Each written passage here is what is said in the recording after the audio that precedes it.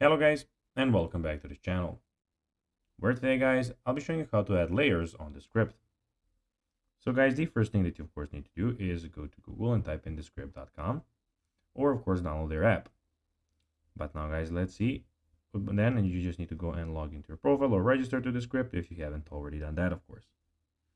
But now guys, let's see what we actually have in front of us here. So as you can see in the top left corner, we have of course the projects, quick recordings, AI speakers and templates. And we also have the workspace. In the top right corner, we have, as you can see, your profile and new projects, which you can go and create. But now guys, let's see how you can actually go and add layers on the script. So launch the script and open the project where you want to add layers. Click on show timeline at the bottom left of the screen and display time. Then click on scene thumbnail in the timeline where you want to add the layer. You can all do that in the project when you go to project, video project. You can add layers in several ways. You can drag and drop media, video, audio, images onto the scene thumbnail. You can highlight a portion of your script in the script editor, click on the add layer button, and choose the type of layer you want to add.